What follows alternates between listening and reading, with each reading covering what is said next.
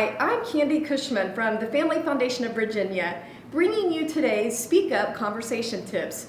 We want to equip you to have conversations with your loved ones, your friends, and your neighbors on the issues you really care about. And that's why I'm so excited today that we have a very special guest with us to talk about and help us navigate this issue of critical race theory. So we have with us today Pastor Ray Goodlett from Redemption Hill Church here in Richmond. Now, you serve as the student and family director of student and family ministries at the church, right? Correct. That's great. And you're also a proud father of how many kids? 3 girls. All right, you got your hands full? Yeah, 14, 12-year-old, and a 10-year-old in 2 days. So wow. Got my hands full. That's awesome. Well, also, I just can't resist mentioning that we heard a little rumor that maybe you played soccer professionally. Tell us a little bit about that. I can confirm that rumor. I did play for a few years. I played in Major League Soccer for DC United, and that was back in 2000, 2001. Mm-hmm. And then I also played locally here for the Richmond Kickers. Okay. So I did that. The last year I played was 2006. All right. Yeah. That's pretty cool. Yeah. I'm sure the students in your church kind of like that. Well, yeah, it sounds better than it really was. I was at the professional level. I was to be nice to myself. I was an average player. Yeah, but again, average. It was nice to have the opportunity. Still really cool in the major league. It is. It was really nice to be able to play and have that opportunity. Yeah.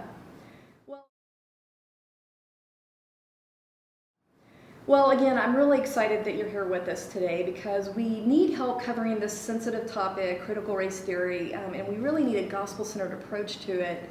And I just want to start out by saying we've had a lot of controversy about this already across Virginia in local school districts. I mean, one of the largest ones, Fairfax, came under fire for that. I know it's caused controversy also in Loudoun and Chesterfield, and we know it's going to be coming into more schools. So can you just maybe start out by helping us have a 30,000-foot perspective? What is critical race theory, and why does it concern you personally as a pastor, a student minister, and a dad? Yeah, if I had to describe critical race theory, I would just say that it's a theory, which is important to remember. Mm-hmm. It's not an established, verifiable fact that people should accept in an unquestioning manner. It's a theory. It's someone's attempt to explain the world as we see it and as we observe it. And it should be tested as a theory to see whether it's right or wrong. It essentially tries to answer 3 questions. What's wrong with the world? How did we get here? And what are we going to do about it? What should we do?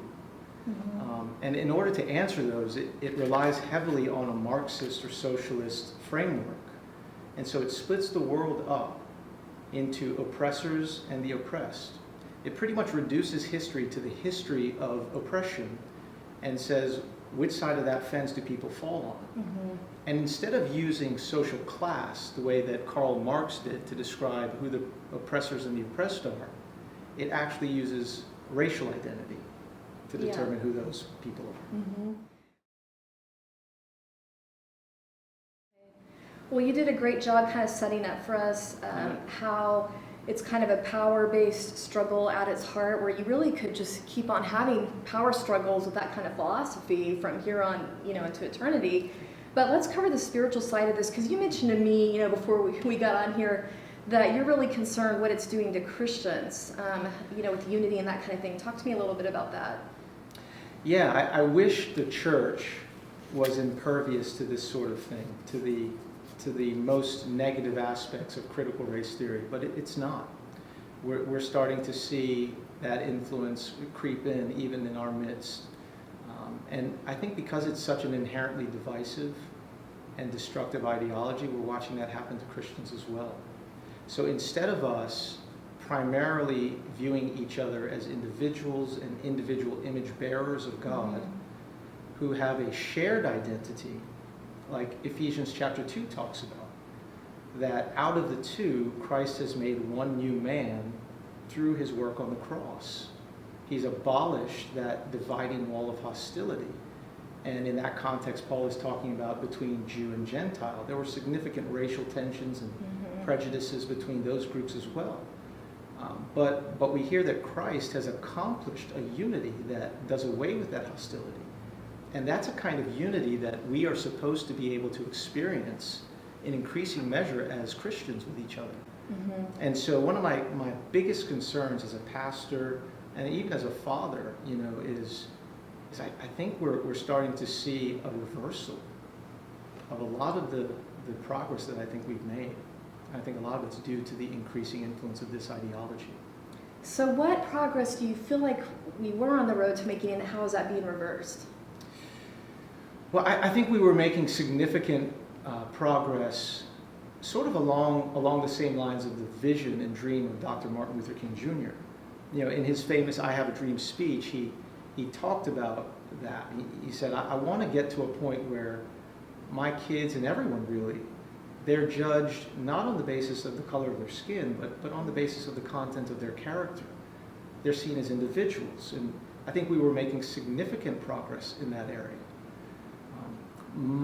My greatest lament today, or I should say one of my greatest laments, is the idea now that we're seeing a reversal of that trend, and we're actually seeing people being encouraged to stereotype individuals, to see them primarily as members of a group with a group identity, and then we're taking that group identity and we're using that to determine what we believe about people, what we think their moral obligations should be in relation to each other. I think it's a tragic reversal of events. Well, just to help people have a frame of reference, let's give some brief examples maybe that they've seen in the headlines lately of where critical race theory is being promoted, and maybe an example of how it's divisive like that. Yeah, I think one of the most recent that was troubling to me was a word about some training, some sensitivity or diversity training that was taking place at Coca-Cola. Yeah, they were encouraging their employees to use training, I think, on LinkedIn. Yeah, and part of it contained a message which said, try to be less white. And in saying that, it further defined what that meant. And some of the phrases were, being less white means being less oppressive, or things like less that. Arrogant. Less arrogant, yeah. So, things like that are very troubling. Yeah. Well, one of the people that most powerfully spoke into my life about this was the civil rights leader John Perkins, because I had the opportunity to interview him when I worked for World Magazine. Mm-hmm. And he just shared this powerful story with me about getting arrested for simply participating in a civil rights march in Mississippi. The police arrested him, threw him in a local jail, and he was beaten and really, I would say, tortured for quite a while. But before that, God had gotten a hold of his heart. And while he was laying there in the jail floor, he just really had this sort of revelation that, okay, but for the grace of God, I could be that police officer beating someone I'm prejudiced against, because it really is a heart issue of forgiveness, of sin in your heart, and Jesus' forgiveness. It sounds so simple, maybe it sounds childish, but it's actually really profound. Yeah, so he really helped me kind of see that difference between, okay, here's a movement that's trying to rectify something by reverse discrimination or enforced power, and here's the the Christ-inspired system of recognizing your own sin and forgiveness. I don't know if I kind of encapsulated that. The impact it had on you. Yeah. Yeah, and that's good. It's important to remember those experiences are real. People have had those experiences, and there's no question that significant injustices, racial injustices, have occurred. And so we don't want to minimize that reality. And at the same time, we don't want to go to the other extreme and then say we believe something to be true about all police officers. Right, exactly. That kind of stereotyping is very unhelpful. It produces conditions that lead to the sort of fracturing and disintegration that we're beginning to see here. Yeah, and like you were saying, critical race theory would look at people as groups or stereotyped groups, and we as Christians would look at people as individuals created by God. It's a really important difference. Yes, yeah. So that, again, as Christians, we have a big story or big narrative that helps us understand what's wrong with the world, how to improve it, how we got here. And at very many points, it's different from what critical race theory will say. Again, critical race theory will basically say the essential problem with the world is that there is an unequal distribution of power between racial groups. And what we need to do then is to dismantle every institution where power operates in order to equalize things. All right? And that's the way you actually show yourself to be a good person in the world, is you work actively to dismantle all these things that they believe perpetuate this unjust system. It's very different in Christianity. While we share that desire to address injustice wherever we find it, we don't single out one particular group as being more evil or more unjust than any other. We look at people as individuals. For instance, we're told in 1 Samuel chapter 16, verse 7, that God does not see as man or mankind sees. For man, or human beings, look at the outward appearance, but God looks at the heart. And that's where he makes his evaluation. And so we carry that into our relationships and our evaluations of people as Christians. Pastor Ray, would you mind sharing with us maybe your personal experience with this issue of racism, how you've personally experienced that, and maybe how God has helped you approach that in your own life with a redemptive perspective? Yeah, I would have to say I've been very fortunate. So in my interactions with people of other races, I would be one of the Black Americans that has been very fortunate in that I've had overwhelmingly positive experiences. But there have been times, where you get the distinct feeling, and in some cases you're very certain that you're being treated a certain way because of your skin color. I do remember one particular time being pulled over, and just there was a kind of hostility coming from the police officer that I couldn't explain any other way than to say that this has to be because of my skin color. I maybe was 5 miles per hour over the speed limit. I was very respectful, when he got pulled over. I don't know what was happening with his day before that, but I just know what it seemed like to me at that moment. I remember another time as a young soccer player, I was probably about 14 or 15, and having a coach refer to me and another African American on the team who played defense as the Black Wall. And it was just one of those completely unnecessary things to say. And it was almost as if when he said it, it didn't register to him that there was anything wrong with that. But I still remember it. I'm a 44-year-old man. I remember that. That's 30 years ago. So it left some kind of a mark on me. It never really prevented me from pursuing my dream of soccer, or I don't think it really bothered me on the pitch beyond that day. But it was just one of those things, again, where you feel like, to use the word of the culture today, I'm being othered. Somebody's referring to me as other. So what has kept you from, not having that create bitterness in your heart, or wanting to seek external ways to right that, to reverse that power that you felt that was being used in a wrong way? I would have to say God's just been very kind and gracious to me. My heart has never gotten to a place where I felt any strong animus toward any particular group. Occasionally I've felt that toward a particular individual, but not to an entire group of people. I've not put my thought about an individual on an entire group of people, and I think it's probably because my experiences have been overwhelmingly positive, so that if I'm mistreated by an individual, that's how I view it. I'm being mistreated by an individual. So let's bring this around full circle to just, again, your heart for the Christian viewpoint of treating people as individuals, but that ultimately unifying us.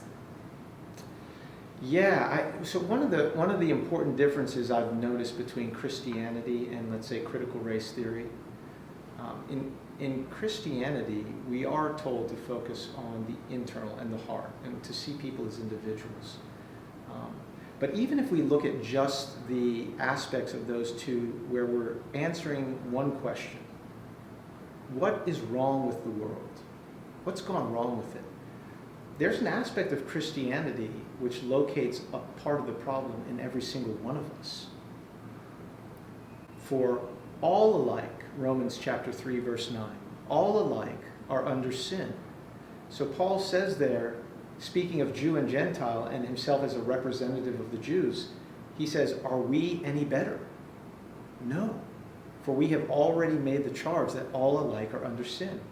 He continues, and in verse 23 of that chapter, he says, there is no difference, for all have sinned and fall short of the glory of God. And the only way for that to be rectified is through faith in Jesus Christ and what he did for us in that work of redemption on the cross.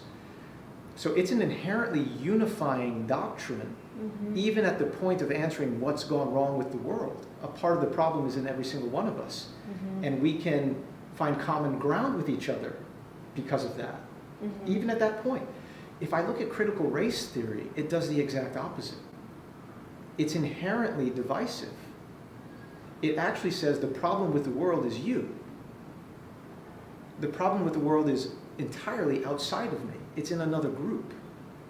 And we're going to improve the world if we can simply overpower that group.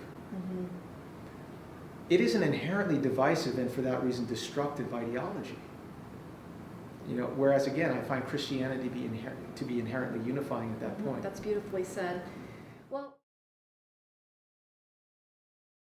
schools. All right, last point here. What can people do about it? Because they might feel pretty overwhelmed hearing all this. That you're saying that you're optimistic about the future. So, what do you want people to do about it? Why should they feel hope for the future for our country? I have hope because I think I'm coming from a biblical perspective, and I trust that in the end, the Lord is going to make all things new. He's going to set these things right. In the immediate, though, it is a battle. It's a battle between two conflicting ideologies, and there are real consequences regarding which one wins in this current generation. I think, though, that the future is still up for grabs. There's still a question mark after the question, who or which group will primarily shape the culture around us? Will it be those who say we should return to primarily stereotyping people and saying, I know what I need to know about you based on the group to which you belong. If you are black, then this has been your experience in this country. If you are white, this is the legacy you have inherited, and these are your moral obligations. That's something that, again, I think we want to move away from. I think we want to view people as individuals. And I think that there's always hope for that. It really matters what happens in this current generation. Right? So education is key. And that's why it's so concerning that we are seeing an increase of the spread of this Marxist ideology in our schools. So what can people do about it where they live? Well, from a Christian perspective, I would say please begin with prayer. Really begin with prayer, because I do believe that that's not simply a check off the box.